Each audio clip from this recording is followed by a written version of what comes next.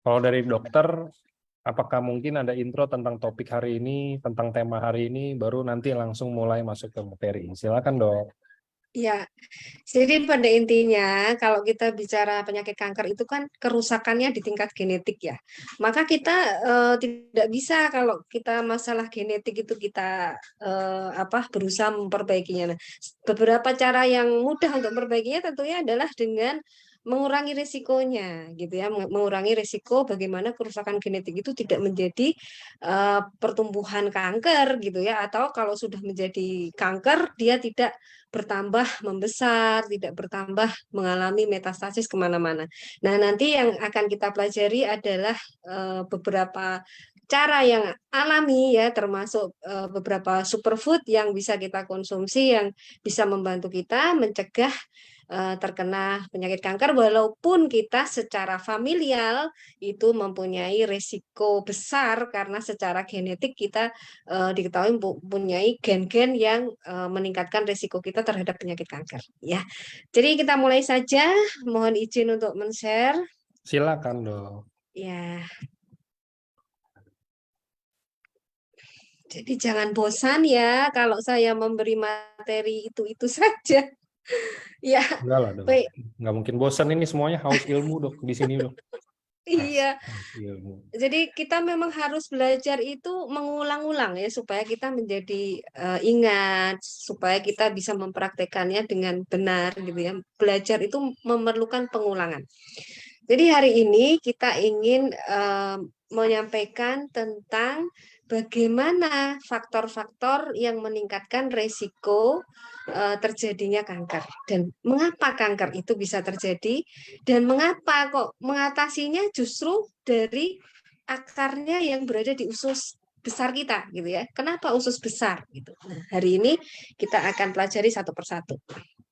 Nah, kita kembali dulu pada faktor-faktor utama yang berperan dalam menentukan derajat kesehatan manusia. Jadi manusia dikatakan sehat, hidup sehat itu bila ketiga faktor ini baik-baik saja. Nah, faktor ini terutama adalah otak ya, brain ya, lalu gut. Gut ini bisa dikatakan sebagai the second brain ya, walaupun ada beberapa brain yang lain ya selain gut ya. Jadi gut ini karena dia sangat mempengaruhi otak maka disebut second brain. Lalu ada the third brain itu jantung kita ya. Lalu juga ada organ lain yang sangat mempengaruhi otak yaitu kulit. Ya, kulit kita itu juga mempengaruhi otak. Akan tetapi di sini faktor utama yang menyebabkan yang mempengaruhi derajat kesehatan adalah otak, usus, dan juga ekosistem mikrobiota di seluruh tubuh kita. Ya, nah otak ini tersusun oleh bagaimana saraf kita dibentuk, terutama pada masa awal-awal kehidupan manusia, ya, kemudian masa kehidupan golden age kalau kita kita menggunakan kalimat yang ilmiah ya, usia emas di mana di situ Sorry pertumbuhan dok, otak itu dok. sangat pesat gitu ya. Sorry saya Ya, potong dok. gimana? Slide-nya belum jalan dok. Oh, slide-nya belum Ya biasa, jalan ya. masih nge-stuck yang sebelum di slideshow mungkin dok. Mungkin memang ini ya, setelannya ya. Ini jalan nih. Jalan. Ya jalan kalau yang ini Ya. yang kalau nggak di full screen. Ini dokter nggak full screen ya? Ini sekarang saya full screen. Mungkin satu-satu kali ya nanti ya. Boleh. Ya, nah ini jadi kita lihat di sini neurogenesis, perilaku, ya perilaku kita itu juga menentukan ya. Maka orang yang positif perilakunya, orang yang misalnya suka memberi, gitu ya. Memberi itu memberi apa? Rasa bahagia. Ketika kita bisa memberi orang lain, melihat orang lain bahagia, kita jadi bahagia juga. Nah itu adalah vibrasi positif dari perilaku, ya. Kalau kita berkumpulnya dengan orang-orang negatif, ya itu akan pengaruh kita, ya. Tiap hari kita dimaki-maki, misalnya kita berada di lingkungan yang penuh dengan kekerasan. Nah, itu akan mempengaruhi perilaku kita, mempengaruhi kesehatan otak kita, menimbulkan stres, gitu ya. Nah, stres ini dia akan mempengaruhi kesehatan usus karena saraf yang terpanjang dari otak menuju usus itu dia akan meneruskan ya hormon-hormon stres ya. Jadi kalau hormon stres itu diproduksi di hipofisis ya, kemudian hipotalamus gitu ya, maka itu akan diteruskan ke usus sehingga usus menjadi berubah pergerakannya, berubah ekosistemnya ya sehingga terjadi peradangan dan peningkatan stres oksidatif dan juga racun-racun yang beredar di dalam usus kita. Nah, itu juga akan menimbulkan kerusakan pada usus ya. Demikian juga kalau usus kita rusak ya, usus yang rusak tentunya akan mempengaruhi otak. Nah, keduanya sangat dipengaruhi oleh ekosistem ya, ekosistem di mana dia berupa komposisi bakteri ya, kemudian ada virus, ada yang namanya fungi, ada archae namanya ya. Jadi tubuh kita itu sebenarnya seperti bumi. Ada banyak sekali macam-macam flora faunanya gitu ya. Nah, kalau kalau di bumi itu ada pohon dan sebagainya, ada binatang dan sebagainya. Nah, di dalam tubuh kita ada bakteri dan sebagainya. Nah, di mana keseimbangannya itu disebut eubiosis dan kalau tidak seimbang disebut dysbiosis dan perilaku dari bakteri-bakteri, virus dan sebagainya itu akan mempengaruhi kesehatan kita. Nah, maka kalau kita ingin menjaga kesehatan, jagalah kesehatan otak, jagalah ekosistem kita, jagalah usus kita. Nah, ekosistem kita ini dipengaruhi oleh banyak faktor. Ya, faktor genetik tentu sangat mempengaruhi, tapi kita nggak bisa ngutek-ngutek ya, nggak bisa ngotak-atik faktor genetik. Nggak ada ilmuwan yang bisa mengedit gen sampai sekarang ini walaupun ada katanya ya, tapi belum berhasil. Ya, satu-satunya yang bisa mengedit gen itu hanya Allah Subhanahu Wa Taala. Ya, maka kalau kita ingin gen kita diperbaiki oleh Allah ya minta pada Allah gitu ya. Nah, lalu environment ya environment terutama lingkungan dalam tubuh kita ya micro environment dan makro ya mikro dan makro. Makro itu artinya apa ya lingkungan sekitar kita, rumah kita, halaman kita. Kemudian kalau kita hidup di desa ya, desa kita, kalau kita hidup di kota-kota kita gitu ya, hutan di sekitar kita, sungai, lautan, maka pentingnya juga menjaga ekosistem bumi ya, karena supaya juga mikroekosistem kita juga baik ya. Perubahan ekosistem pada bumi itu akan sangat mempengaruhi faktor risiko kanker ya, karena apa? Banyak zat-zat karsinogen itu merupakan polutan yang ada di lingkungan sekitar kita. Ya contohnya apa? Asap kendaraan, ya, asap pembakaran polisiklik hidrokarbon, ya, kemudian plastik, ya, mikroplastik, bisphenol, kemudian dioksin dari pembakaran pembalut dan sebagainya. Makanya nggak boleh kita itu sembarangan mengelola sampah. Ya, ada pengelolaan sampah supaya lingkungan tidak tercemar menimbulkan bahaya karsinogenik ya. Bahan-bahan ini tuh sebetulnya bahan B3 seperti pembalut ya. Pembalut itu hati-hati kita menganggap pembalut itu sampah rumah tangga padahal sebetulnya pembalut itu adalah sampah B3 yang penghancurannya membutuhkan alat khusus, nggak boleh kita membakar sembarangan atau membuang sembarangan ya. Maka sekarang ini ada inovasi-inovasi dari para ilmuwan ya membuat bagaimana membakar bahan-bahan B3 tanpa menimbulkan asap ya karena salah satunya adalah dari bahaya asap pembakaran itu bisa memicu terjadinya kanker ya. Kemudian juga terutama kalau microenvironment adalah diet kita ya pola makan kita. Mau dioperasi seberapa kali, mau di kemoterapi, di radiasi, kalau diet kita itu nggak berubah, kemungkinan untuk kambuh lagi, kemungkinan untuk kanker itu sulit diatasi itu sangat besar. Ya, maka kalau kita ingin benar-benar sembuh dari kanker atau terhindar dari kanker, pola makan ini yang harus benar-benar kita jaga. Ya, lalu lifestyle. Lifestyle ini sebetulnya lebih pada pola tidur, ya, ritme aktivitas kita, ya, ritme makan kita, ya, pola makan kita. Kemudian pola exercise, ya, dan juga aktivitas-aktivitas fisik yang lain termasuk pola kerja kita. Ya, pola kerja itu termasuk juga ya, termasuk lifestyle ya. Maka bagaimana lifestyle yang sehat kita juga harus tahu ya, karena lifestyle ini tentu akan mempengaruhi faktor risiko untuk terjadinya penyakit ya, termasuk kanker. Nah, lalu hormon ya, ada beberapa kanker yang dia sangat sensitif dengan hormon. Ya, misalnya kanker payudara. Kanker payudara itu macam-macamnya banyak sekali. Ada yang sensitif dengan estrogen, ada yang sensitif dengan progesteron ya. Maka kalau dia mempunyai riwayat keluarga dengan penyakit kanker, kita harus berhati-hati dengan apa? Kontrasepsi hormonal ya, atau juga apa? Sumber hormon dari luar yang sering kita dapatkan justru dari makanan ya. Contohnya dari daging-daging yang diberi hormon ya. Ada beberapa bukti dulu ya. Dulu tapi saya nggak tahu sekarang ya.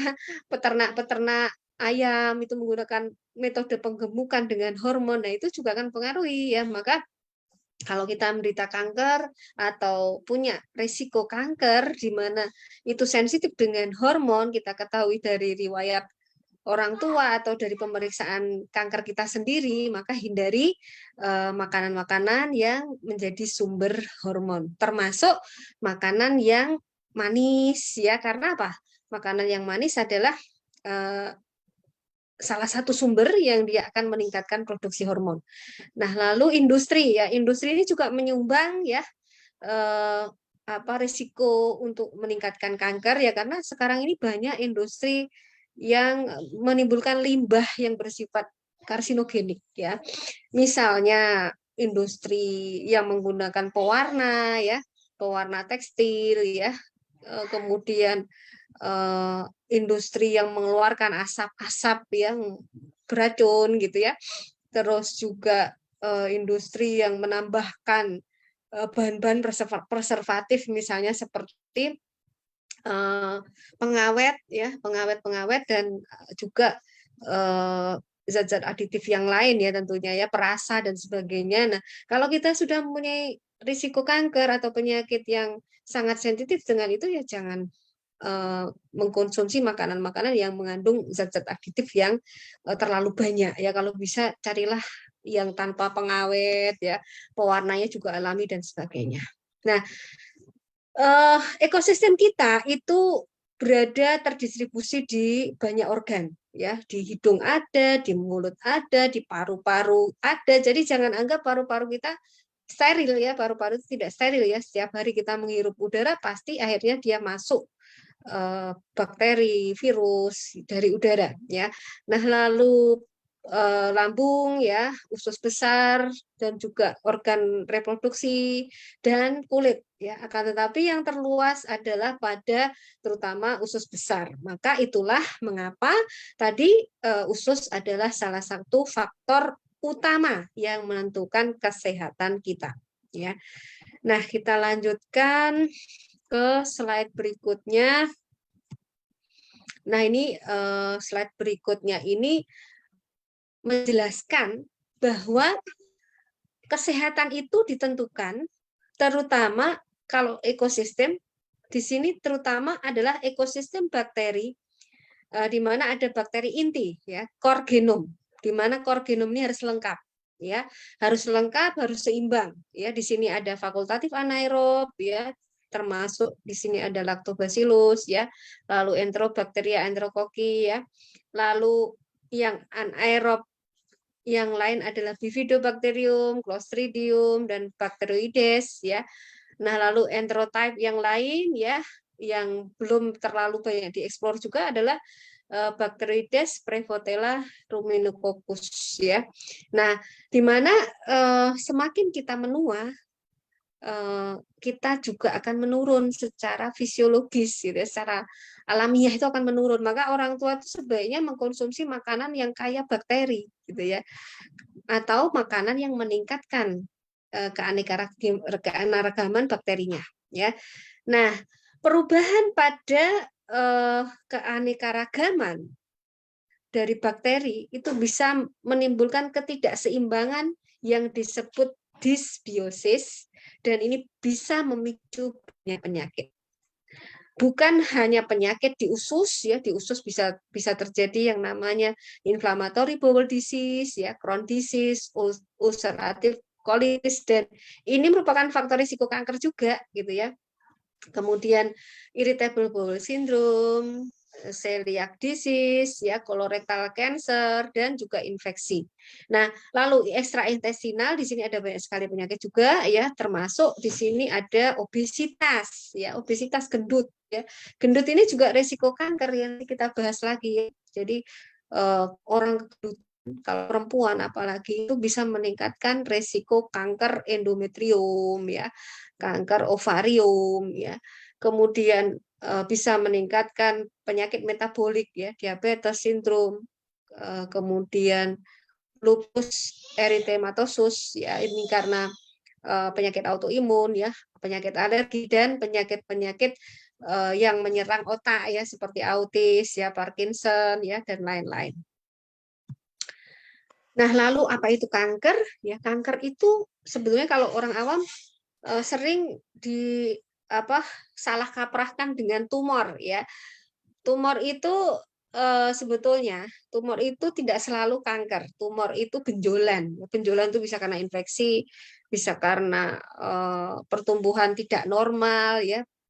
Kalau yang jinak namanya ya dianggapnya tumor, kalau yang ganas kanker gitu ya, secara awam. Nah, kalau yang jinak atau orang awam menyebutnya tumor, dia pertumbuhannya itu terbatas, ya, terbatas, lambat. Jadi dalam jangka waktu puluhan tahun, mungkin dari ukuran awal dia ditemukan itu kecil, ya, gitu ya. Jadi misalnya nih dari sejak usia berapa, 2 tahun gitu ya.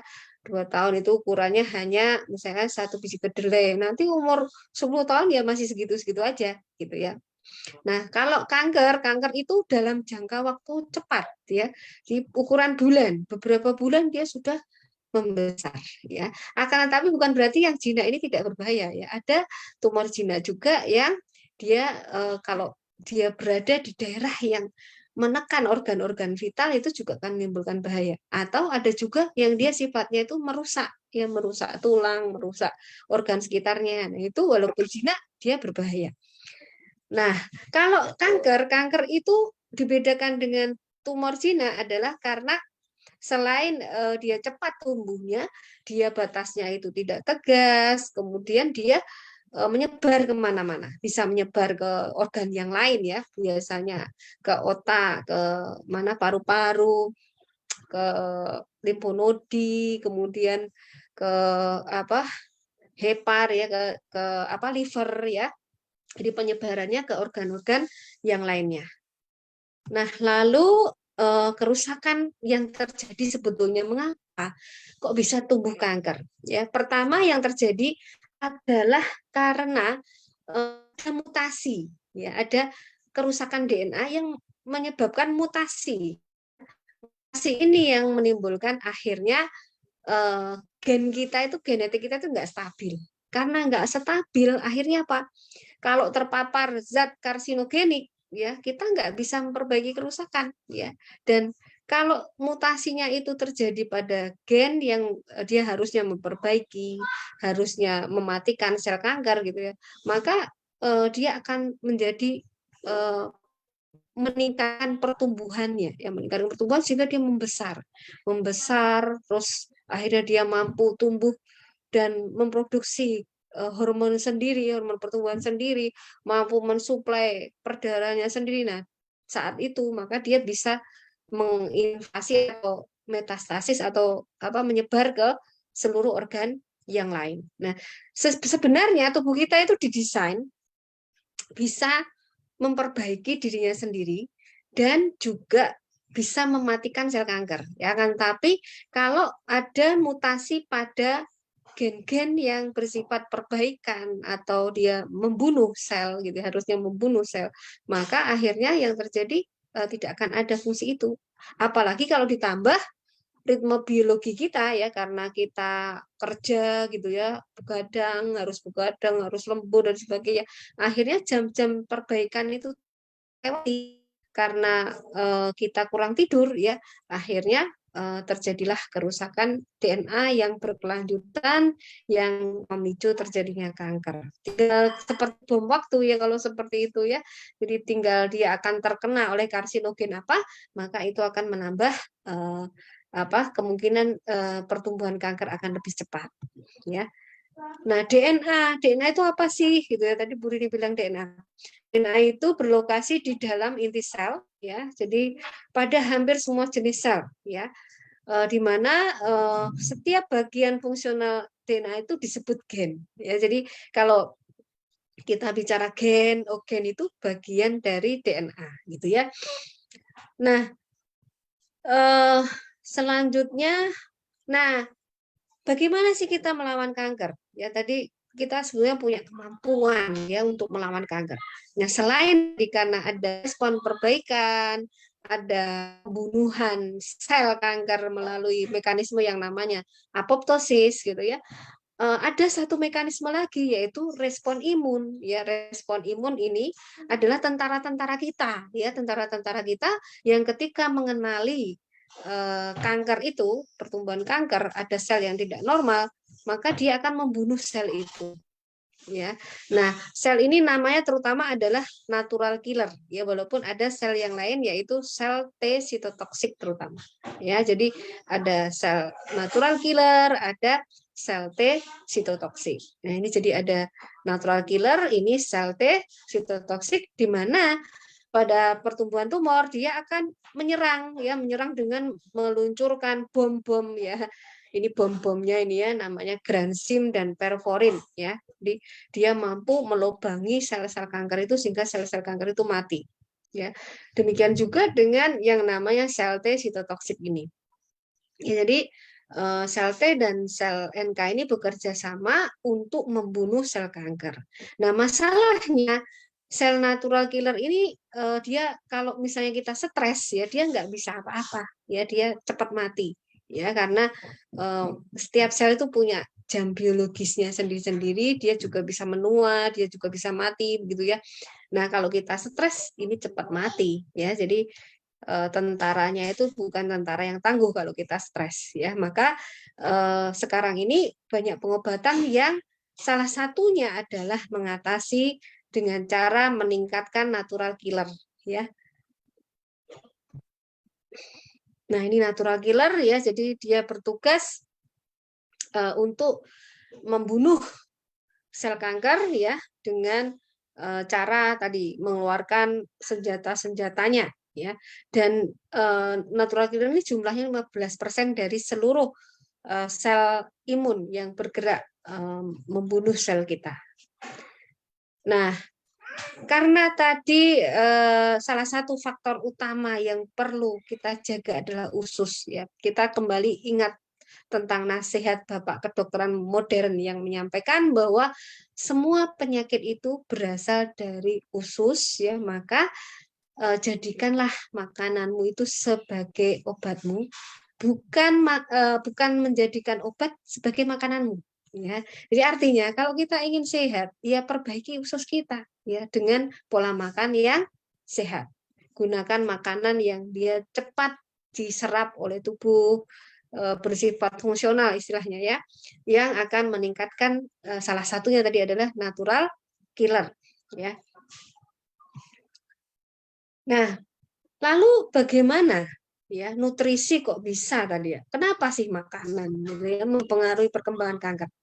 Jadi makanan, kemudian obesitas, aktivitas fisik itu akan mempengaruhi sampai di tingkat DNA ya. Dia mempengaruhi DNA repair, mempengaruhi proliferasi sel, mempengaruhi hormonal regulation ya.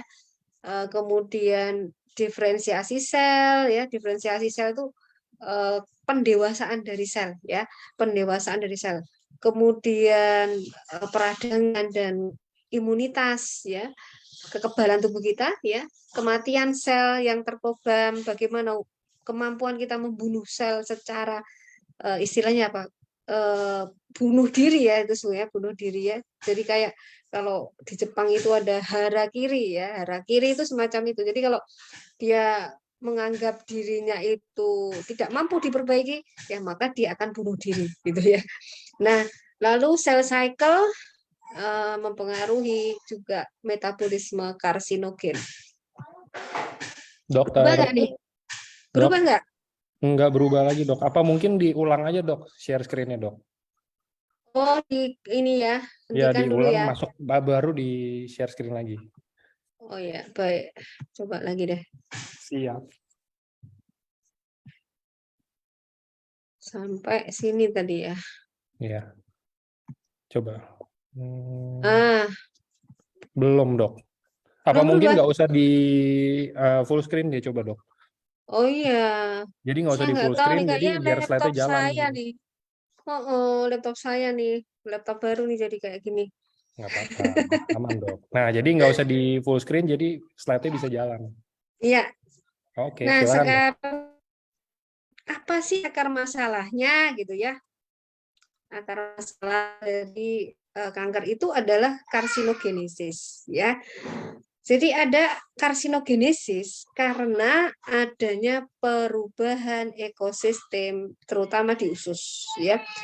Bagaimana mekanismenya? Mekanismenya ada 3 ya. Yang pertama, dysbiosis itu dia akan meningkatkan peradangan ya. Nah, dalam lingkungan peradangan ya, maka sel itu dia nggak stabil ya, genomnya itu nggak stabil, dia bisa berproliferasi tak terkontrol gitu ya. Nah, lalu yang kedua, mekanisme kedua adalah dengan produksi karsinogen endogen ya. Di dalam tubuh kita itu produksi karsinogen, nggak perlu kena asap, nggak perlu kena apa. Bila kita makanannya itu apa bersifat genotoksin gitu ya, seperti kolibaktin ini ya, maka dia akan meningkatkan pertumbuhan kanker ya.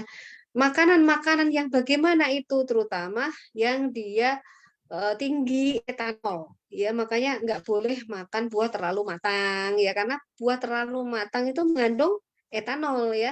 Lalu minum minuman yang mengandung alkohol atau makanan-makanan yang dia mengandung etanol ya. Kemudian juga nggak boleh mengkonsumsi terlalu banyak daging merah ya, karena daging merah ini salah satunya dia akan meningkatkan yang namanya nitrosamin ya. Kemudian yang lainnya frozen frozen food ya, frozen food yang dia mengandung kadar garam yang tinggi itu juga akan meningkatkan nitrosamin, atau ikan asin ya, ikan asin tuh akan meningkatkan nitrosamin. Jadi di daerah terutama pantai ya, banyak ikan asin itu, biasanya di situ akan banyak orang yang terkena kanker nasofaring ya, karena salah satunya adalah karena mengkonsumsi ikan asin ya. Nah, lalu juga adanya makanan-makanan yang meningkatkan hormon ya. Tadi ya ada hormon testosteron, estrogen, itu tuh dia akan meningkatkan itu ya. Kemudian juga bakteri-bakteri yang meningkatkan bile acid metabolisme ya. Kemudian di sini ada obesitas ya. Obesitas ini juga meningkatkan kanker ya. Nah, lalu kita ke slide berikutnya. Ini penjelasannya ya, kalau peradangan itu ketika terjadi perubahan keseimbangan jumlah mikrobiota ya, maka permukaan bakteri itu dia akan melekat pada dinding usus dan memicu sel-sel radang seperti makrofag ya, memicu produksi dari sinyal-sinyal yang meningkatkan pertumbuhan kanker ya, termasuk juga meningkatkan stres oksidatif ya. Jadi radikal bebasnya banyak ya, maka kita butuh antioksidan. Antioksidan yang kuat untuk mengatasi stres oksidatif yang terjadi pada microenvironment kita. Nah, lalu mekanisme yang kedua ini penjelasannya ya, jadi adanya produksi genotoksin yang merusak DNA dan memicu karsinogenesis ya, di mana terutama tadi nitrosamin tadi ya, dan juga genotoksin yang lain dia akan meningkatkan radikal bebas serta H2S yang menyebabkan kerusakan DNA. Nah, lalu tadi etanol ya, etanol itu akan diubah menjadi asetaldehid, di mana asetaldehid ini dia merusak sel ya, mengakibatkan kanker juga akan berkembang. Nah, sekarang kita bicara tentang bagaimana sih makanan yang tidak sehat itu bisa memicu kanker ya. Makanan yang tidak sehat itu yang bagaimana sih, Dok, gitu ya. Yang terlalu overcook, yang apa? Dia mengandung terlalu banyak bumbu yang apa? Dipanaskan dia menjadi berminyak dan sebagainya gitu ya. Kemudian mengandung preservatif, pewarna gitu ya. Nah, dia akan menyebabkan yang namanya autotoksikasi. Ya, autotoksikasi kita meracuni diri kita sendiri, ya. Terjadi fermentasi di dalam saluran cerna, ya, sehingga banyak apa racun-racun yang tertumpuk yang ada melekat di dalam dinding, ya. Apalagi kalau kita makan sambil minum es, ya, bayangkan saja. Dicoba aja kalau misalnya kita menuangkan sesuatu terus habis itu kita kasih es ya, apalagi itu sesuatu yang berminyak, yang terjadi apa, kalau kita buang misalnya minyak goreng ke saluran di dapur ya, lalu habis itu kita siram pakai es, akhirnya yang terjadi saluran di dapur kita akan berkerak ya. Seperti itu juga kalau kita hobinya misalnya makan mie ayam, habis itu minum es teh ya. Nah, itu mie ayamnya. Kemudian kalau dia ada kaldu-kaldu yang mengandung apa lemak gitu ya, atau bakso lah ya. Biasanya orang-orang itu bakso habis itu minum es teh gitu ya. Nah, itu akhirnya akan terjadi penumpukan lemak di dalam usus yang akan menimbulkan penumpukan racun ya. Kemudian juga dari karsinogen-karsinogen lainnya ya.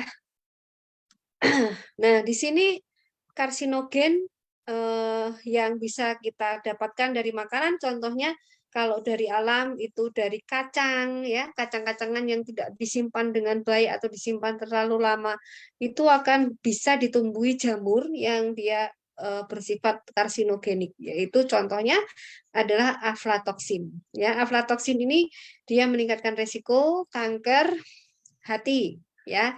Lalu juga tanaman-tanaman yang mengandung safrol, tanin ya. Tanin itu pada buah-buah yang belum matang ya. Tanin itu biasanya menimbulkan apa? Rasa sepat ya. Maka sebaiknya memang kalau kita mengkonsumsi buah ya carilah yang matang, tapi jangan terlalu yang matang ya. Atau juga pada teh ya, pada teh. Makanya kalau orang Jepang minum teh, jadi untuk mengurangi taninnya, seduhan dibuang baru diseduh sekali lagi. Nah, tanin ini kalau pada gelas kita itu bisa memberikan warna coklat ya. Demikian juga di usus ya. Maka sebaiknya kalau kita menderita kanker hindari mengkonsumsi apa semua yang mengandung tanin. Nah, lalu benzopiren. Benzopiren ini terbentuk pada ikan asap ya. Nah, lalu karsinogen buatan ini banyak sekali ya, termasuk pengawet makanan ya, pengawet contohnya apa? Merkuri apa formalin ya, formalin, borak, kemudian pewarna rodamin ya. Pewarna rodamin itu kan sebetulnya pewarna tekstil ya, tapi sering dipakai juga di temuan BPOM itu di jajan-jajan pasar, terutama yang warnanya tuh sangat-sangat mencolok ya, hijau tapi nah, biasanya dia pakai pewarna. Nah, sumber karsinogen yang lain adalah dari pertanian, peternakan ya, sumber air ya, contohnya dari pestisida, herbisida ya. Nah, sumber air misalnya dari pencemaran mikroplastik dan sebagainya ya. Lalu pengolahan makanan ya, metode bakar-bakaran ya, kemudian termasuk penggunaan pewarna perasa tadi, pengawet, penggunaan kemasan ya, kemasan yang mengandung styrofoam, ya, itu dia juga akan meningkatkan resiko terkena kanker. Maka sebaiknya kalau beli makanan, apalagi makanan itu panas, ya jangan menggunakan styrofoam ya. Sekarang ini ada banyak pilihan sebetulnya ya. Ada styrofoam dari serat tumbuhan ya ada. Saya juga jualan itu ya. Jadi ada styrofoam dari serat gandum, dari serat yang berasal dari limbah jagung ya, kemudian dari singkong itu juga ada. Jadi plastik pun juga ada yang dari singkong sebetulnya ya. Nah, lalu ini zat aditif tadi ya, macam-macamnya, pemasakan yang salah ya. Lalu makanan yang tinggi lemak. Jadi proporsi sekarang ya. Makanan yang tinggi lemak jenuh itu akan meningkatkan risiko kanker payudara, usus besar, paru-paru, prostat gitu ya.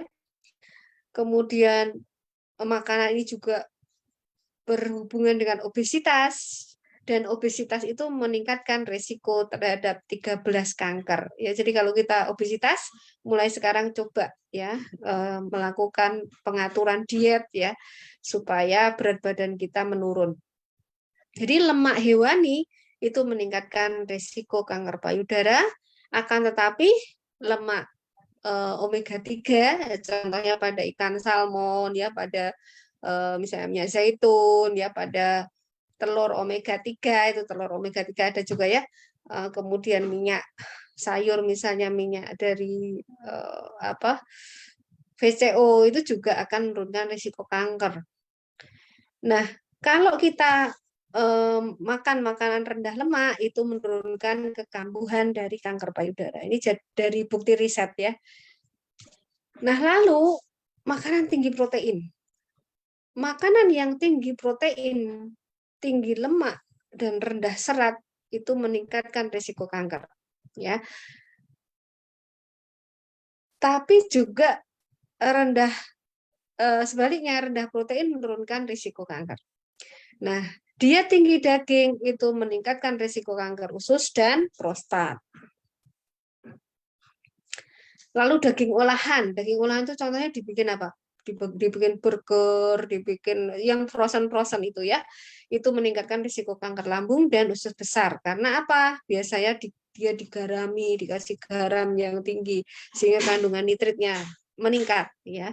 Nitrit ini akan diubah menjadi nitrosamin yang bersifat tadi karsinogen. Nah, kalau kita makan daging pengen sekali gitu ya, imbangilah dengan sayur dan buah, karena sayur dan buah dia akan mengurangi perubahan nitrit menjadi nitrosamin ya. Nah, lalu sekarang karbohidrat. Karbohidrat ini kita harus perhatikan indeks glikemiknya ya. Karena karbohidrat yang dia bersifat simpleks, indeks glikemiknya itu dia tinggi ya. Dan diet yang tinggi indeks glikemiknya itu berkaitan dengan peningkatan risiko kanker ovarium, endometrium, payudara, kolorektal, pankreas, dan paru-paru. Nah, maka sebaiknya bagaimana? Batasi makanan yang telah mengalami pemprosesan apalagi bergula ya, dan apalagi gulanya itu menggunakan gula pasir yang dikristalkan ya, gula refinasi namanya.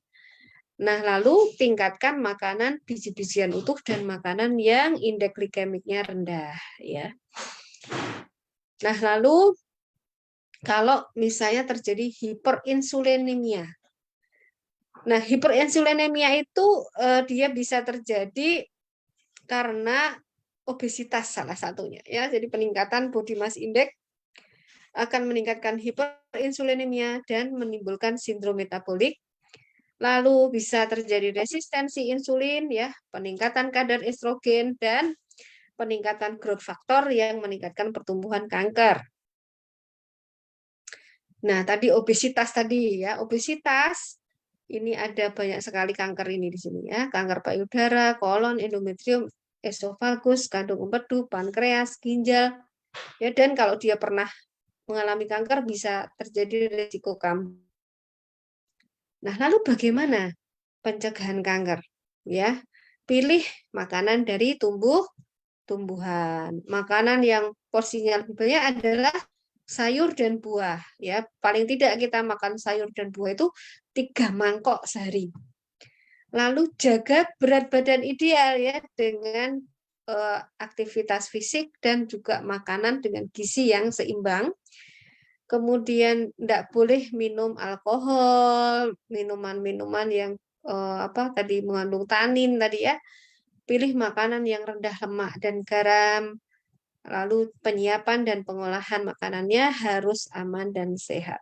Dan harus kita ingat selalu jangan pernah menggunakan apa? Rokok. Jangan merokok maksudnya. Jangan merokok ya karena rokok dalam bentuk apapun termasuk vape ya itu akan meningkatkan resiko. Nah, lalu screening dini ya. Screening dini itu penting ya. Apalagi kalau dalam riwayat keluarga kita ada riwayat itu ya. Yaitu bisa dengan yang namanya sadari atau periksa payudara sendiri kalau yang perempuan ya.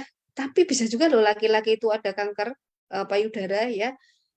Saya pernah dapat itu satu kasus kanker payudara pada laki-laki ya. Pap smear ya, dan yang ketiga adalah Biscoff chart, yaitu untuk mengetahui disbiosis secara dini dengan melihat bagaimana gambaran dari feses ya. Nah, gejala kanker ini ada waspada.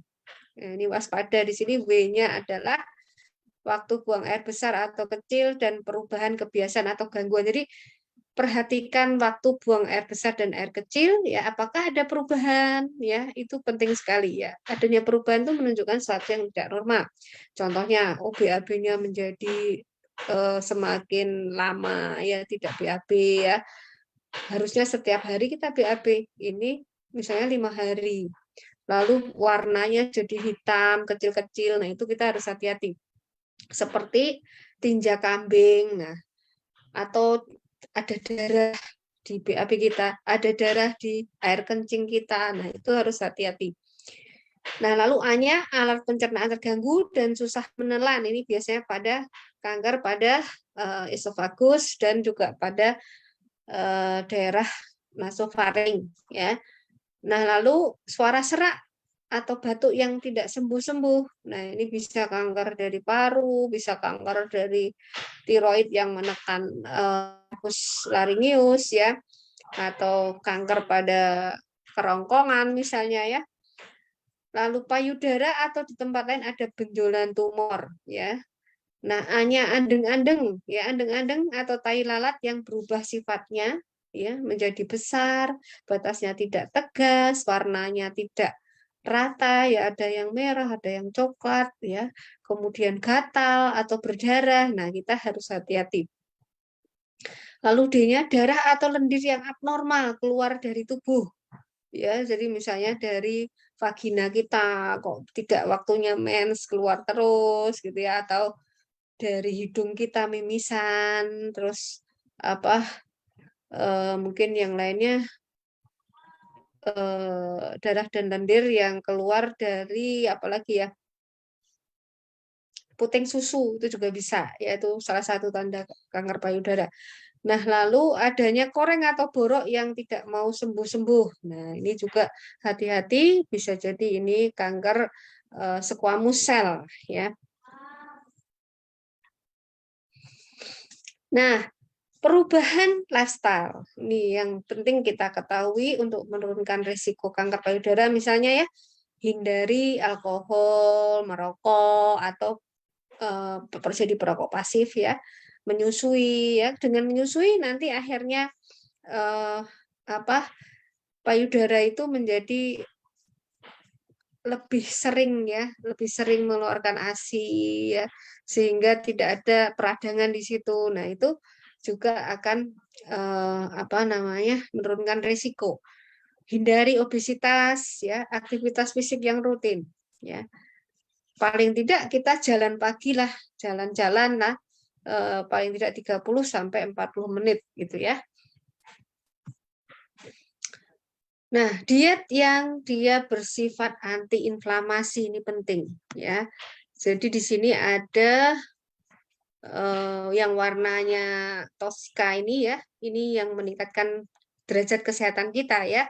Ini terutama probiotik ya, kemudian makan makanan yang berserat tinggi, kemudian makanan yang meningkatkan SCVA, meningkatkan antioksidan ya, kemudian dia menurunkan indoksil sulfat yang bersifat racun pada ginjal, kemudian lipid metabolisme menjadi lebih baik, jadi peningkatan HDL misalnya ya, kemudian inflamasi pada usus juga tidak tinggi ya. Ini makanan-makanan yang kita perlukan untuk menjaga kesehatan. Sedangkan makanan-makanan yang perlu kita hindari adalah yang di sini mengubah pH, peningkatan protein yang tinggi tadi ya, kemudian gula yang tinggi, lemak-lemak saturated yang tinggi ya, kemudian penggunaan antibiotik, kemudian obat mah yang bersifat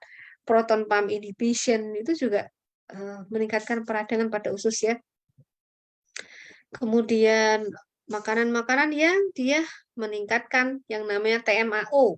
Ya, TMAO ini biasanya makanan-makanan yang kaya dengan kolin. Kolin ini dia banyak pada jeruan, ya jeruan, terus ya daging merah ya, daging merah. Ini dia akan menyebabkan peningkatan penyakit jantung, penyakit peradangan pada usus, dan juga penurunan fungsi otak. Nah, sayur dan buah berapa proporsinya? Nah, ini di sini contohnya di sini ya. Piringnya itu seperti ini. Nah, setengah porsi paling tidak di sini adalah sayur dan buah ya, paling tidak ada 5 macam atau berapa? 7 macam sampai 7 macam. Nah, lalu lauk pauk di sini ya, seperempat ya. Pilihlah daging putih atau ikan ya, atau juga protein nabati ya, telur juga bisa asal telurnya telur yang organik ya. Nah, lalu karbohidrat kompleks yang bisa kita pilih ada kentang, ada brown rice ya, yang bread yang whole meat ya, atau pasta. Nah, ini beberapa penelitian yang membuktikan bahwa konsumsi sayur dan buah menurunkan risiko kanker ya, terutama di sini rongga mulut, ya esofagus, lambung, kolon, rektum dan kandung kemih. Kemudian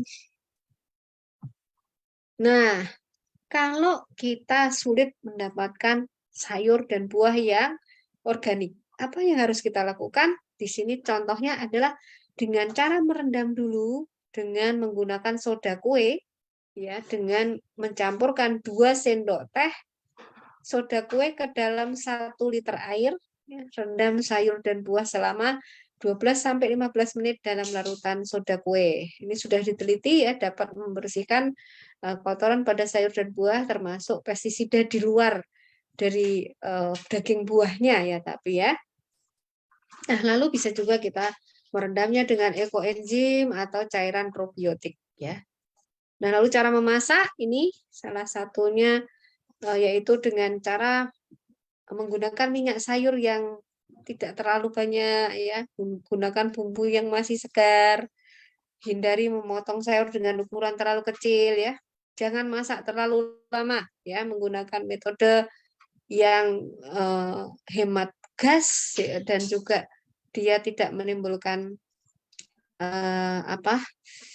kerusakan dari nilai nutrisi makanan ya. Itu kita bisa pilih yang misalnya kalau godok daging itu 5 menit dididihkan, lalu tutup 5 menit ya. Matikan kompor, biarkan di atas kompor 30 menit dalam kondisi tertutup, lalu nyalakan lagi 7 menit gitu ya. Nah, lalu jadikan makanan sebagai obat, jangan jadikan obat sebagai makanan. Nah, warna buah dan sayur itu ternyata menunjukkan kandungan ya, dari zat aktif dari suatu makanan itu. Contohnya warna merah itu biasanya dia kaya dengan lycopene. Contohnya pada buah apa? Pada tomato ya, pada grapefruit, watermelon ya, itu dia mengandung lycopene yang tinggi. Lycopene ini dia sangat penting dalam membunuh sel kanker prostat ya terutama.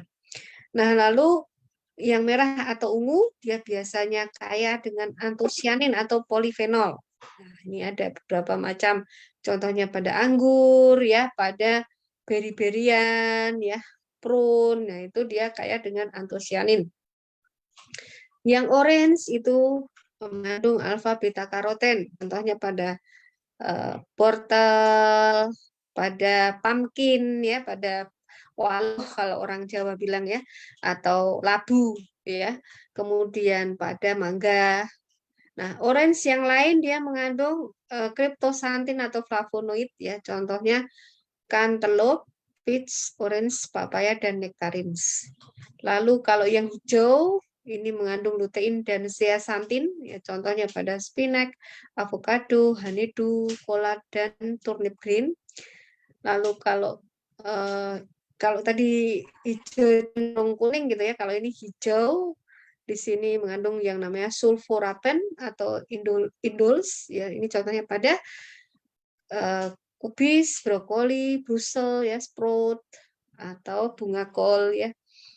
Lalu yang warnanya putih itu dia mengandung allyl sulfit. Ini contohnya pada bawang putih ya. Pada banyak sayur contohnya juga apa namanya leek. Kemudian ini apa ini saya juga nggak tahu ini ya bahasa Inggris. Nah, seberapa penting sih suplemen makanan fungsional yang mengandung simbiotik nih ya? Ya, pada kondisi kita tidak bisa mendapatkan makanan yang kaya probiotik dan dia mampu bersifat mudah diserap oleh tubuh, kita membutuhkan makanan fungsional ya. Dan saat ini makanan yang berprobiotik diketahui dapat meningkatkan natural killer. Ya, ini contoh dari penelitian yang sudah dilakukan bahwa probiotik itu merupakan stimulan untuk meningkatkan limfosit termasuk sel natural killer ya. Nah, lalu makanan dari sumber nabati menghambat kanker melalui beberapa cara. Ya, dengan menghambat pertumbuhan tumor ya, menurunkan produksi radikal bebas karena dia bersifat antioksidan yang tinggi ya, menjadi pengencer efek karsinogen dan sebagai stimulator enzim yang aktif ya. Nah, ini peranan mikrobiota dalam tubuh ya. Jadi kita tuh butuh bakteri ya. Jadi jangan bilang tubuh kita steril ya. Tubuh kita butuh bakteri justru. Nah, lalu kembali lagi nih. Yang ini ya. Nah, ini kita lihat di sini kalau makanan fungsional yang sudah ada di pasaran, contohnya ini ucukusi ya, dia memiliki 9 kandungan bahan aktif yang sangat baik bagi tubuh ya.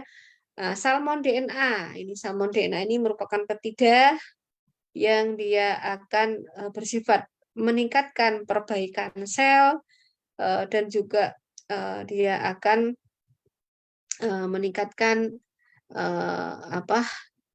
kemampuan sel untuk memperbaiki diri. Nah, lalu ada Takara kombu fukoidan ya, ini dia berasal dari rumput laut ya, di mana dia bersifat nano dan dia bersifat mampu membawa zat aktif dari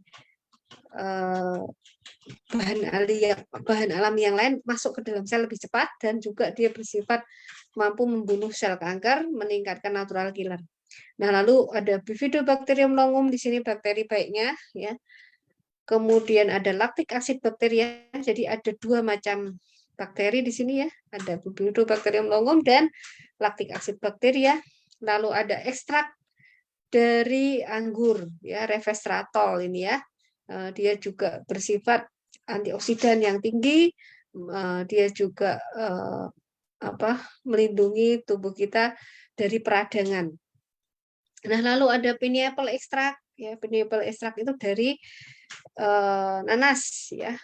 Lalu ada kolagen ikan, dia akan memperkuat usus ya, karena tadi usus yang bocor itu juga dia akan meningkatkan eh, genotoksin, ya akan meningkatkan toksin dalam tubuh kita. Nah, lalu ada kiwi seed extract dan juga antioksidan berupa L-glutation yang dia diperlukan dalam perbaikan sel ya, karena L-glutation ini dia akan dimetabolisme menjadi melatonin ya. Melatonin ini yang dia nanti akan bekerja memperbaiki seluruh sel tubuh kita. Nah, ini kandungan salmon ya, dari kepala salmon sampai kulitnya itu semua bermanfaat ya ternyata ya. Jadi salmon itu dari kepalanya saja itu kaya dengan taurin ya, somatotropik hormon ya. Ini dia dibikin sup gitu enak ya, dibikin sup salmon ya, sup kepala salmon. Lalu kartilagonya itu mengandung kondroitin, kolagen ya, hyaluronik acid ya yang baik untuk kulit kita, sendi ya. Lalu jantungnya itu mengandung elastin ya, ususnya mengandung amino acid, lalu telurnya itu mengandung DHA, EPA, vitamin E, amino acid ya. Lalu susu salmon mengandung asam amino ya. Lalu juga lemaknya ya, kulitnya ini bagus semua ya.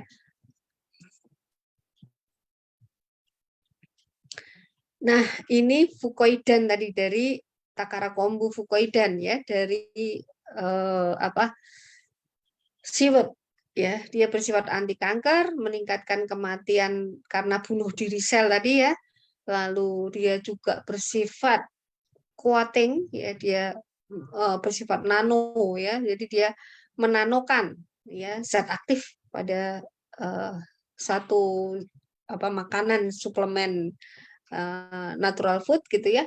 Lah lalu dia juga bersifat mampu berikatan dengan reseptor-reseptor pada sel tertentu sehingga dia bersifat bersifat spesifik ya, dia bersifat targeted sehingga dimanfaatkan untuk pembuatan obat-obat yang bersifat nano biasanya ya. Nah, ini lalu kiwi tadi ya, kiwi ini dia selain dia fungsinya untuk diet ya, untuk menurunkan berat badan, dia akan memperbaiki saluran cerna ya, memperbaiki jantung, mencegah kerusakan DNA ya. Kalau kita punya hipertensi dia juga menurunkan tensi, membersihkan toksin ya. Walaupun kiwi mungkin kalau di Indonesia ya agak mahal ya karena bukan buah yang lokal ya. Nah, lalu nanas ya, ini nanas. Ini dia dibuktikan mampu membunuh atau menghambat ya. Di sini bukan membunuh ya, menghambat perkembangan dari kanker ovarium ya. Kanker ovarium itu silent lady killer ya. Bayangkan ya, jadi dia bisa untuk menghambat kanker ovarium dan juga penyakit kanker kolon. Ya, mungkin itu yang bisa saya sampaikan. Silakan bila ada yang ingin bertanya.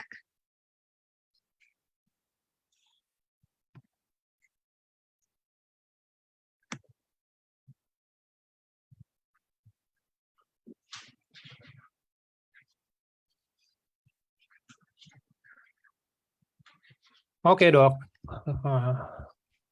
Oke, mungkin kita mulai sedikit tanya jawab dulu ya, Dok ya. Ya, Hmm,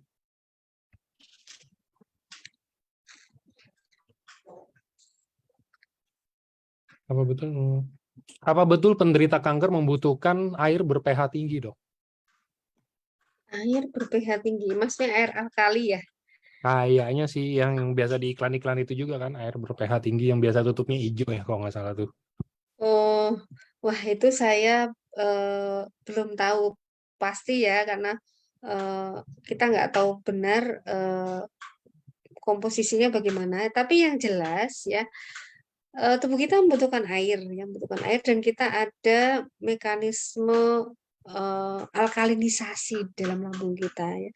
Tubuh kita itu mempunyai kemampuan mengalkalinisasi apapun yang masuk dalam lambung. Nah, yang membantu kita mengalkalinisasi apapun yang masuk ke dalam lambung kita itu adalah bakteri. Ya, maka yang penting adalah menjaga bakteri kita ya, karena terutama Helicobacter pylori ya. Jadi dia Helicobacter pylori itu salah satu tugasnya sebetulnya adalah untuk menetralkan keasaman lambung gitu. Nah, akan berbeda misalnya air itu yang dimaksud adalah air yang masuk sel ya. Jadi kalau yang dimaksud air yang masuk ke dalam sel ada keseimbangan asam basa di sana yang mengatur keseimbangan asam basa dan memang kalau kondisi kita metabolismenya terlalu asam itu memang akhirnya akan meningkatkan pertumbuhan kanker ya. Maka biasanya kalau saya ya saya alkalinisasinya tapi bukan dengan air alkali ya, tapi dengan natrium bikarbonat. Ya rata-rata kalau orang dengan sindrom metabolik itu sama dokter dikasih tablet natrium bikarbonat. Natrium bikarbonat itu apa tuh sebetulnya? Ada yang tahu? Baking soda. Jadi baking soda kan ibu-ibu biasa ada di dapur kalau suka masak apa bikin roti ya kan, atau bikin kue kering. Kita kan sering dalam resep bikin baking soda itu apa namanya? Dalam bikin roti itu ada baking sodanya ya untuk pengembang ya. Nah, baking soda ini dia bersifat mengalkalikan gitu ya. Jadi kalau kalau kita mau yang mudah, kalau air alkalin itu biasanya mahal ya. Lebih mahal nggak, Pak? Kayaknya lebih mahal ya. Ada yang harganya satu botol itu harganya sampai 35.000 ya. Nah, cuma ya memang kita harus teliti lagi karena kalau itu hanya air, maksudnya air biasa yang masuk ke lambung ya, dalam lambung itu kalau masalah pH, asal bakteri kita baik ya sama bakteri kita akan dilakukan alkalinisasi gitu ya. Jadi nggak perlu kita konsumsi air alkali. Akan tetapi kalau misalnya ternyata kita mempunyai keasaman lambung yang tinggi, ya kemudian bakteri kita berkurang, nah, mungkin air alkali ini akan membantu menurunkan asam lambung yang terlalu tinggi. Tapi bukan berarti asam lambung yang terlalu tinggi itu nggak bagus ya. Ada area-area tertentu pada lambung yang justru harus tinggi asam lambungnya ya. Jadi untuk mencegah perkembangan bakteri-bakteri yang patogen justru ya. Jadi asam lambung itu pun diperlukan ya. Makanya kenapa tadi penggunaan PPI ya, obat proton pump inhibitor yang biasanya digunakan untuk mengobati MAH apabila itu kronik diberikan itu juga akan menimbulkan problem disbiosis ya yang akan meningkatkan justru risiko penyakit ya. Maka itulah mengapa sebenarnya asam basa itu yang paling mudah ya dengan menjaga keseimbangan bakteri kita ya. Atau ya kalau misalnya kita mengalami sindrom metabolik tadi dengan mengkonsumsi natrium bikarbonat atau baking soda ya. Oke, Dok. Next-nya ada kalau ini tentang makanan, Dok. Kalau penderita Ya. kanker katanya nggak boleh banyak makan tahu tempe, apakah benar? Dan kalau harus banyak makan buah dan sayur-sayuran, contohnya tomat, tapi faktanya sayur dan buah-buahan terutama tomat itu udah disemprot seminggu 3 kali. Kira-kira kalau menurut dokter solusinya gimana? Apakah cari yang nggak disemprot-semprot ini dalam artian kayak ini ya, Dok ya? Apa sih? Pestisida atau apa gitu loh, Dok? Maksudnya yang pestisida maksudnya kan Yes. ya kalau misalnya nih ya eh, kita susah nyari ya tadi solusinya itu tadi dicuci dengan baking soda, direndam dulu gitu ya, atau dengan probiotik ya. Kemudian sayur dan buah yang lain kan banyak ya yang mungkin bisa kita tumbuhkan di rumah ya, kita tumbuhkan di rumah, yaitu contohnya ginseng. Ginseng itu mudah banget loh. Jadi ginseng tuh nggak usah kita perbanyak aja, kadang dia udah nyebar aja ke pot-pot kita gitu ya. Ginseng itu juga bagus ya. Kemudian bayam itu juga nggak usah, kadang nggak usah ditebar aja dia tahu-tahu tumbuh di pot-pot kita gitu ya. Terus kenali juga bunga-bunga liar yang bisa kita makan. Itu karena apa ya, bunga liar itu juga terutama yang berwarna-warni tadi ya, eh, bisa juga dia mengandung antosianin. Antosianin itu antioksidan yang sangat kuat juga ya, termasuk anti kanker juga ya. Itu bisa dikonsumsi. Jadi sekarang ini banyak komunitas peramban namanya. Komunitas peramban itu dia komunitas yang suka mencari makanan dari tumbuhan liar. Ya. Jadi dia mengenali, oh ini rumput yang bisa dimakan, ini bunga yang bisa dimakan. Jadi tiap hari dia makannya itu salad ya dari bunga-bunga liar, dari apa rumput-rumput liar. Kan lebih ngirit itu ya. Kalau kita pada resesi ekonomi nggak bisa nanem, ya udah ngeramban aja gitu. Kalau kita tahu mana makanan yang bisa dimakan ya yang tumbuh liar. Nah, tapi harus diingat tadi cari daerah yang tidak berpolusi ya. Kalau berpolusi tentunya solusinya tadi dicuci dengan baking soda atau dicuci dengan probiotik ya. Ada lagi? Oke, ada.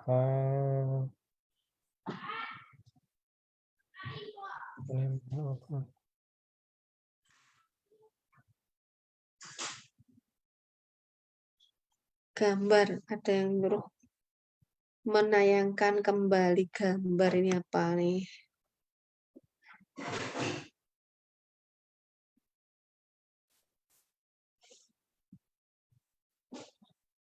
Slide-nya kalau mau diminta boleh ya, silakan. Boleh tuh teman-teman mungkin bisa kontak dokter Susinya juga by email ya biasanya dok ya.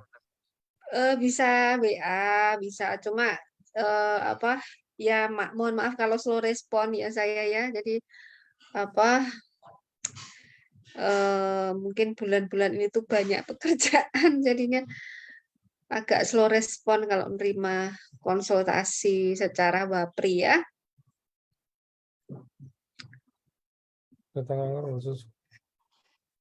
Kanker darah, kanker darah. Ada yang naik kanker darah ya?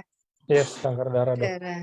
Ya, kanker darah tuh bisa leukemia ya, leukemia bisa ya. Itu ya pokoknya intinya sama ya. Jadi pola makan, pola hidupnya ya. Saya banyak mendapati orang-orang dengan leukemia tuh pola makannya terutama mereka tuh nggak masak sendiri, lebih suka makan yang instan-instan ya. Kemudian biasanya para pekerja yang dia berangkat pagi lembur, kalau malam makannya mie ya. Itu. Jadi tubuh kita tuh punya ritme biologi ya. Jadi kita kalau ritme biologi kita kacau, kerusakan dalam tubuh kita tuh nggak akan diperbaiki ya, karena tubuh kita tuh sebenarnya punya alarm. Kalau kita ngantuk, ya berarti harusnya kita tidur ya. Kemudian kalau kita haus, harusnya kita minum. Kalau kita lapar, ya harusnya kita makan gitu ya. Dan ada waktu yang harus makan, ada yang apa sebaiknya tidak makan, ataupun harus tidur, dan ada yang dilarang untuk tidur ya. Nah, makan itu sebaiknya teratur ya, dari pagi misalnya waktu pencernaan yang terbaik itu kan pagi ya, jam 6 sampai jam 9, nggak boleh lewat dari situ ya, jangan lewatkan sarapan. Yang lalu makan siang jangan lewat dari jam 1 ya. Kemudian makan malam nggak boleh lewat dari jam 7. Ya biarkan usus itu istirahat ya. Jam 7 malam tuh jangan keluar-keluar cari makan ya. Jam 7 malam ya sudah kosongkan, minum air putih saja, sehingga nanti jam 9 itu adalah saat yang tepat tubuh itu berkonsentrasi untuk memperbaiki kerusakan selnya. Karena jam 9 itu saatnya kita tidak terpapar cahaya. Itu penting ya. Jadi tidak terpapar cahaya. Kita tidur pun kalau terpapar cahaya, produksi melatonin kita kan rendah ya. Maka tidur dengan matikan lampu ya, karena kalau jam 9 tidur itu harapannya jam 10 itu kadar melatonin itu akan mencapai puncak ya, di mana pada saat itu ibaratnya saatnya kita ganti oli ya. Kalau kita mobil nggak pernah ganti oli, bayangkan, atau ganti olinya telat, apa yang akan terjadi? Ya, mobil kita tentu akan lebih cepat rusak ya, dan demikian juga dengan tubuh kita ya. Lalu siang hari usahakan tidur 30 menit lah ya. Kalau pada musim dingin itu bisa kita ambil waktu antara jam 11 sampai jam 12 gitu ya. Lalu pada musim panas mungkin ya jam 12 sampai ya jam setengah 1 misalnya ya. Nah, nggak boleh lama-lama, karena kalau lama-lama yang terjadi apa? Gangguan hormonal ya, karena kalau kita tidur terlalu lama yang terbentuk nanti hormon stres ya, kortisol kita akan meningkat. Yang terjadi akhirnya apa? Lemak numpuk di mana-mana. Kalau kortisol kita tinggi ya, perutnya jadi buncit lah, yang pipinya jadi tembem lah gitu ya. Jadi orang stres itu bisa dilihat dari penampakan fisik. Nah, lalu juga jangan tidur pagi hari setelah subuh jangan tidur ya, karena itu waktu yang harusnya kita mengabsorpsi makanan ya. Lalu sore hari jam kira-kira kalau orang Islam asar sampai maghrib itu nggak boleh tidur ya. Itu kalau kita tidur hormon stres kita meningkat ya. Lama-lama kita bisa disorientasi waktu, bahkan orangnya jadi kayak orang linglung, orang yang stres, malas jadinya ya, karena bisa menimbulkan semacam sindrom depresi ya, hati-hati ya. Maka jangan tidur pada waktu-waktu itu. Dan aktivitas malam itu setelah jam 7 tuh nggak usah yang berat-berat ya. Karena tubuh kita harus diservis ya. Kalau perlu nggak perlu lah ngobrol-ngobrol yang nggak penting, kongko-kongko keluar malam gitu ya, nggak perlu, karena itu menyebabkan tubuh kita tidak pernah diservis ya. Nah, apalagi ini ada yang bertanya tentang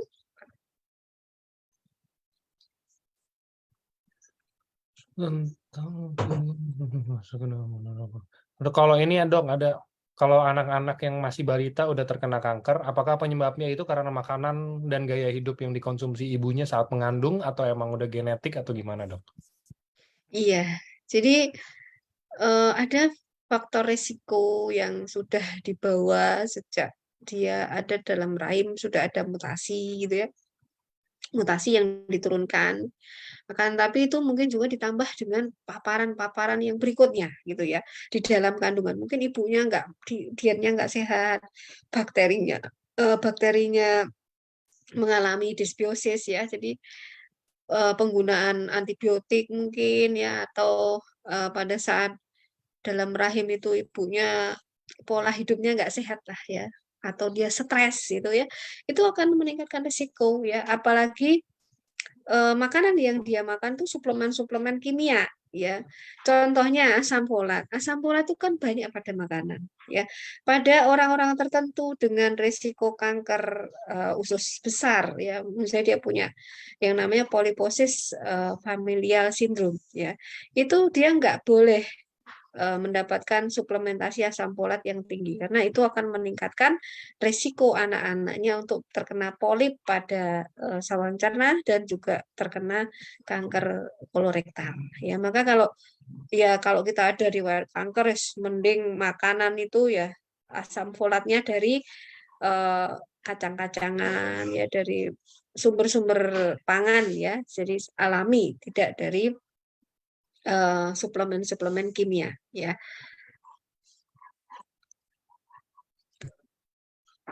Tahu tempe tadi belum saya jawab ya.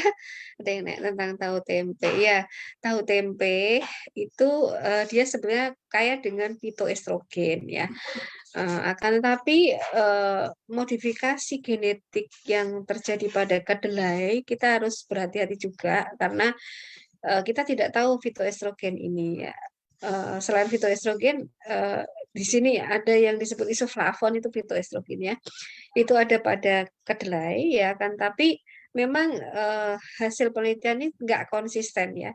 Ada yang menyebut mencegah atau justru memicu ya. Maka kalau ingin mengkonsumsi tahu dan tempe, pastikan ya kanker kita itu enggak yang sensitif sekali dengan estrogen dan ya secukupnya ya, secukupnya dan gunakan kedelai yang lokal ya, kedelai yang lokal dengan cara memasak yang benar ya. Jadi kalau misalnya pengen tahu ya tahunya dibacem, tempenya bahkan ada yang makan tempe mentah ya, tempe mentah, terus eh, ada yang dibakar sedikit gitu, dibakar sedikit atau dipanggang sedikit sama gudangan. Itu kalau orang Jawa biasanya kalau ada orang sakit itu dibancainya pakai di apa dilakukan semacam upacara untuk sedekah ya sebetulnya itu ya. Itu dengan salah satu menunya itu adalah tempe yang dibakar ya.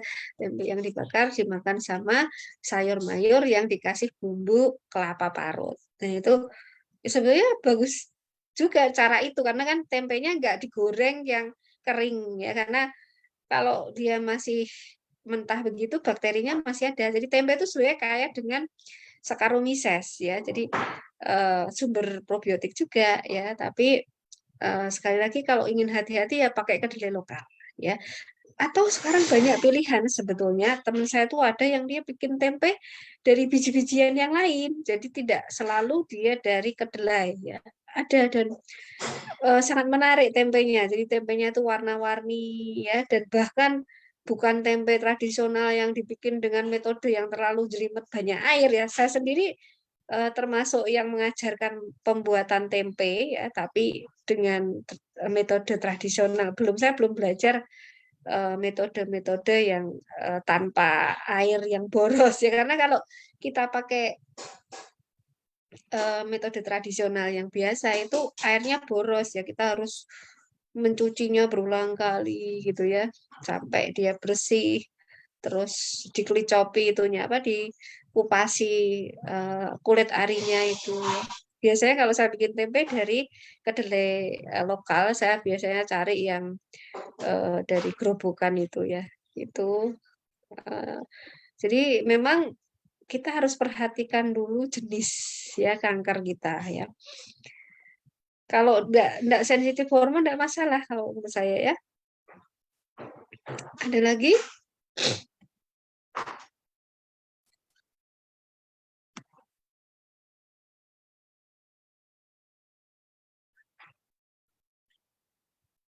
Oke.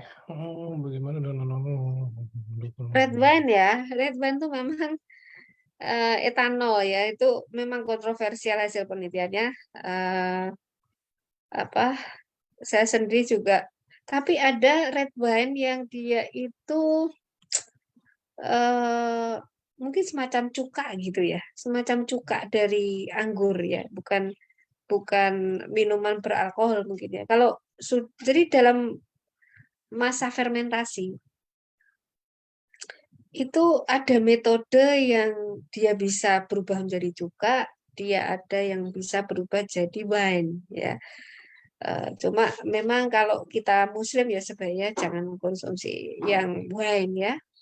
Ya walaupun hasil penelitian ini kontroversial ya, tapi memang kalau itu minuman fermentasi rata-rata minuman fermentasi pada periode tertentu dia memproduksi etanol ya produksi etanol jadi dalam Islam apalagi itu sebetulnya etanol yang diproduksi pada proses fermentasi alami itu ada batas toleransinya ya contohnya makanan tape ya fermentasi periode kurang dari 1 minggu itu biasanya produksi etanol ya MUI itu mengeluarkan fatwa bahwa sebaiknya kita kalau bikin tape itu segera dikonsumsi, jangan terlalu lama. Tuntunan dari Nabi Muhammad SAW itu beliau kalau menggunakan produk-produk fermentasi itu kalau sudah lebih dari 2 hari nggak mau lagi ya karena kandungan etanolnya tinggi. Ya kalau dalam Islam kan salah satu yang kita contoh itu kita bikin minuman infus water ya itu sebenarnya yang dicontohkan oleh Rasulullah itu merendam buah dengan air. Tapi kalau dia usianya lebih dari 2 hari tidak dikonsumsi karena kandungan etanolnya yang tinggi, ya. Nah, fermentasi yang produksi etanolnya akan berlangsung kira-kira hampir 3 bulan lamanya. Nah, baru setelah itu akan terbentuk yang namanya cuka, terbentuk ekoenzim kalau kita menggunakan metode ekoenzim gitu ya. Jadi memang transisi dari fermentasi itu adalah produk etanol ya. Maka kalau kita menderita kanker, kita mengkonsumsi produk-produk fermentasi, pastikan berapa lama usia fermentasinya ya. Kemudian dari buah-buah yang terlalu matang ya itu juga itu tinggi etanol. Contohnya durian ya. Durian tuh kalau terlalu matang kan terasa sekali itu etanolnya ya. Maka sebaiknya ya kalau mau makan durian secukupnya ambil yang belum terlalu matang ya. Kemudian nangka juga demikian ya. Jadi buah-buah yang kalau kematangan tuh menimbulkan etanol. Mangga ya, mangga juga demikian. Lalu ada kalau kita punya autoimun ya kita perlu mengenal makanan-makanan yang bersifat proinflamasi tadi ya. Termasuk ada beberapa jenis tumbuhan yang dia bersifat namanya nightshade ya. Nightshade itu dia meningkatkan inflamasi karena kandungan flavonoid tertentu ya. Karena beberapa terutama fenol ya, beberapa penderita autoimun itu dia tidak dia alergi fenol ya, dia tidak intoleran terhadap fenol ya, makanya dia harus menghindari kalau seperti itu harus menghindari makanan-makanan yang tinggi fenol ya, contohnya ada terong ya, lalu tomat tadi ya, kentang itu kalau beberapa penyakit autoimun sebaiknya kurangi karena itu akan meningkatkan relaps ya. Terus ada lagi? Kalau untuk makanan agak gosong, nah ini nih. Lebih baik benar-benar direbus semua atau digoreng nggak apa-apa atau gosong tapi gosong asal jangan terlalu gosong gitu loh, Dok. Ya, jangan gosong. Gosong tuh overcook ya. Jadi browning pada makanan itu sebenarnya nggak baik.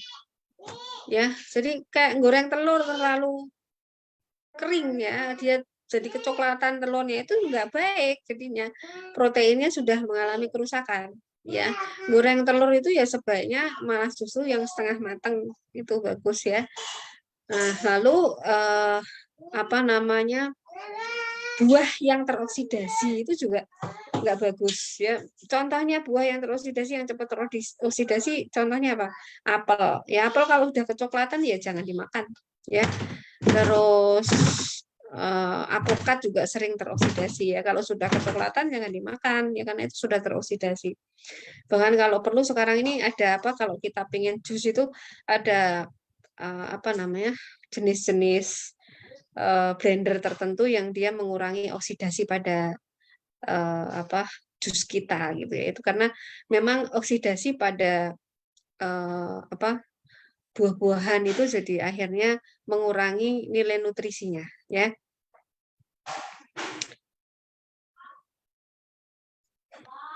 Sudah terjawab belum ya tadi ya? Sudah, Dok. Sudah ya. Ya, oke.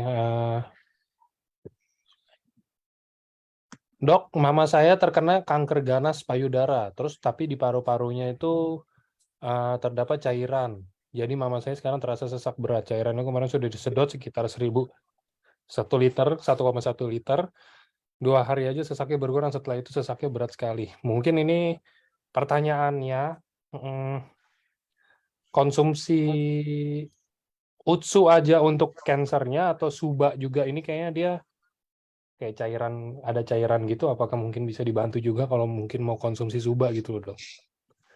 Iya, iya. Jadi kalau kanker paru, Suba itu kita hati-hatinya kalau pada kanker-kanker yang sensitif terhadap hormon ya.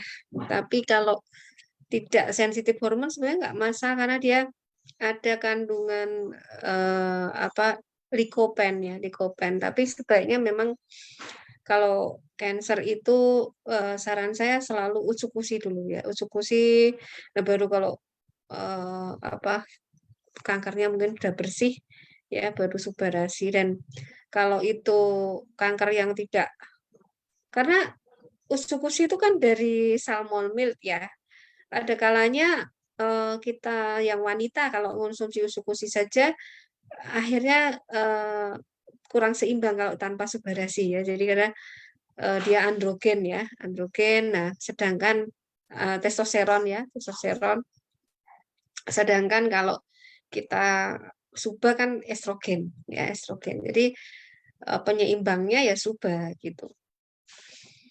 Dan pada misalnya kasus sindrom metabolik dan kerusakan-kerusakan ginjal misalnya atau hepatitis itu dengan kombinasi usus dan suba akan lebih cepat ya. Termasuk pada gagal ginjal itu kombinasi usus dan suba akan lebih cepat. Oke. Nah, ini penting. Ini pertanyaan saya juga, Dok. Apakah sering makan mie instan bisa menyebabkan kanker?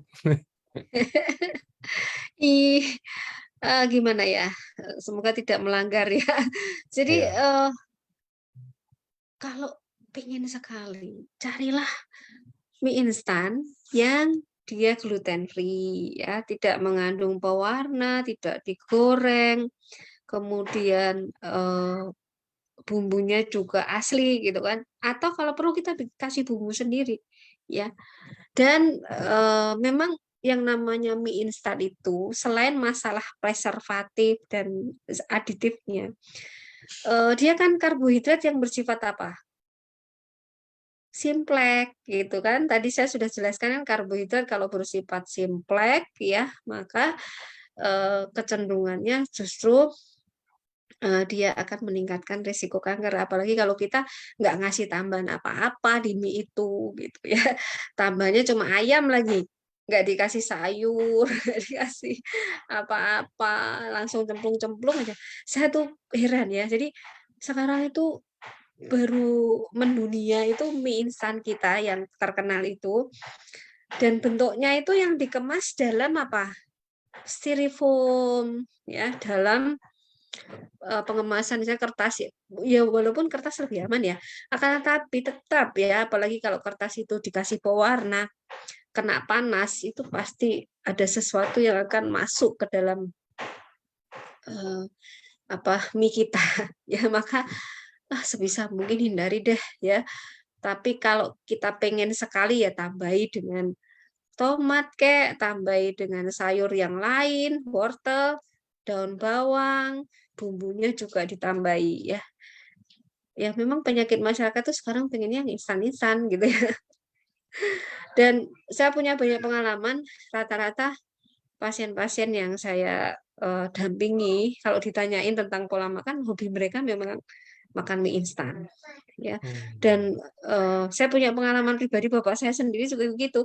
Bapak saya dulu penderita, bapak saya almarhum itu penderita kanker getah bening ya. Jadi hobi bapak saya memang mie instan. Jadi beliau tuh kalau makan mie instan tuh sampai yang apa, bekalnya kadang ke kantor juga mie instan gitu ya. Kalau misalnya di kantor nggak bisa keluar itu juga mie instan makannya gitu. Jadi saya bisa menyimpulkan dari semua itu bahwa memang sebaiknya kalau penderita kanker jangan mengkonsumsi mie instan ya. Kalau dari mie instan ini saya penasaran aja dok, biar Ya, ini juga mungkin kayaknya nih. Kalau misalkan kayak mie instan itu apakah gabungan keduanya, mungkin dari mie dan dari bumbunya itu yang bisa menyebabkan juga, atau hanya dari mie-nya doang, atau mungkin dari bumbunya doang dok? iya. Dua-duanya kan ada zat tambahannya mesti pengawet ya. Dan yang saya heran ya, kalau kita mau bandingkan nih, antara yang dijual di Indonesia sama yang dijual di luar negeri itu beda loh. Ya, pengawetnya beda, mungkin pewarnanya beda. Jadi kita itu low quality ya. Kita itu lebih low quality dibanding yang dijual di luar. Ya, maka kalau pengen sekali gitu ya, buang air kudukan pertama, lalu baru dimasak lagi, tambahi bumbu yang asli. Ya, kalau saya kebetulan saya punya bumbu kaldu ya yang bagus, yang saya percaya itu mengandung bakteri baik. Saya kemana-mana kalau saya ke luar negeri, kadang saya bawa mie instan juga, tapi mie instan yang sehat ya. Tapi ya saya ganti bumbunya. Saya punya eh, di rumah sok nyetok juga mie, tapi mie yang mie instan yang dia gluten free ya. Kalau kita kenal ada beberapa merek sekarang yang mie sehat itu low gluten ya. Tapi kalau yang sering saya konsumsi yang gluten free itu dari tepung mokaf ya, bukan tepung gandum. Tepung moka pewarnanya pakai sayur. Jadi dia pakai beet, kadang pakai apa sayur bayam, pakai tomat, kemudian pengawetnya tidak ada dan tidak digoreng ya, tidak digoreng tapi dipanggang. Itu lebih sehat daripada mie instan yang biasa ya. Jadi dari mie-nya sendiri sama dari bumbunya juga ada kandungan yang harus kita hindari, Pak. Gitu. Oke. Ini banyak banget pertanyaan kayak misalkan kalau untuk yang cancer atau tumor dan lain-lain gitu, baiknya konsumsi apa? Teman-teman kalau misalkan emang mungkin memungkinkan, punya biayanya, punya dananya, konsumsi dua-duanya aja, nggak apa-apa. Mm-mm, Betul iya, ya dok ya? Karena benar. dua-duanya Cuma, bagus, nggak punya takaran yang kayak gimana banget, konsumsi iya, sesuai dengan kebutuhan. Cara tahu kebutuhannya gimana? Ya, kalau kata dokter Susi juga pasti mulai dari takaran paling kecil dulu paling gitu. kecil. Iya, iya Makin benar. lama makin Dan lama membaik tentunya, baru mungkin kalau emang cukup, udah cukup ya boleh ditambahin atau gimananya ya itu sebenarnya sih balik lagi sebenarnya tergantung kondisi fisik teman-teman sendiri semuanya sih. Tergantung kondisi iya, masing-masing. Nggak ada sesuatu yang pasti kayak oke 2 kali 3, oke 4 saset sehari, itu nggak ada yang benar-benar terklasifikasi seperti itu, terkategori seperti itu nggak ada. iya. Dan satu lagi ya penting sekali bahwa kanker itu kan multi ini ya multifaktor ya, maka nggak bisa satu modalitas ya, maka pola makan, pola hidup, perbaiki oksigenasi. Ya, oksigenasi itu juga penting. Maka olah napas, ya, beraktivitas di daerah yang masih oksigennya masih bagus, atau kalau di kota ya terpaksa kita untuk mencari oksigen kita ikut terapi hiperbarik oksigen terapi gitu ya. Itu akan mempercepat penyembuhan. Ya, jadi kanker itu dia selalu menciptakan kondisi kekurangan oksigen dalam lingkungannya. Maka salah satu cara untuk membunuhnya adalah memberi lingkungan yang kaya dengan oksigen, ya, dengan olahraga aerobik, dengan apa olah napas, dengan forest bathing. Ya, forest bathing itu kita beraktivitas di hutan, ya, menghirup udara yang kayak oksigen dari hutan. Kalau perlu rumah-rumah di dalam rumah kita itu dikasih tanaman-tanaman hijau ya. Misalnya lidah mertua, lidah buaya, terus bunga spider plant ya, atau yang bisa di dalam ruang lagi itu apa ya? Ganoderma itu bisa ganoderma apa namanya? Saya lupa. Yang warna-warni yang daunnya warna-warni itu apa? Saya lupa ya. Nah, itu pokoknya tanaman dalam ruang ya. Itu sangat baik. di kamar juga begitu ya, sehingga oksigenasi dalam ruangan rumah kita itu baik ya. Kalau perlu bikin sirkulasi udara yang baik. Jadi jangan hanya ingin suhu dingin ya, tapi kasih apa exhaust fan ya kan, itu fungsinya kan untuk sirkulasi udara ya. Karena kanker itu paling seneng sama lingkungan yang kurang oksigen ya. Itu Oke. ya. Oke, nah itu semoga menjawab ya teman-teman. Tadi itu beberapa pertanyaan saya gabung jadi satu. Dan saya nggak nyangka, saya pikir dikit yang tanya tentang kanker dan kita bisa bantu jawabin pertanyaan-pertanyaan yang di luar kanker. Ternyata semuanya nanya kanker ini. Dan beberapa Iya, ada yang nanya di luar tema, mungkin mohon maaf karena nggak ada waktunya juga dan karena saya juga nggak tahu membludak semua pertanyaan tentang kanker keluar semua. Kita akan jawab semua kan tadi seperti janji saya di awal ya. Gitu kira-kira. Oke, waktu sudah mau menunjukkan jam 5, teman-teman. Kayak kita udah hampir 2 jam juga untuk seminar ini. Terima kasih Dokter Susi waktunya, Dok. sama-sama. Selamat weekend semuanya ya. Jangan Ya. lupa bahagia. Oke. Assalamualaikum warahmatullahi wabarakatuh. Selamat sore. Semoga Selamat sehat sore. semua. Terima kasih Ya, dokter dan teman-teman semua untuk ya. waktunya. Selamat sore semuanya.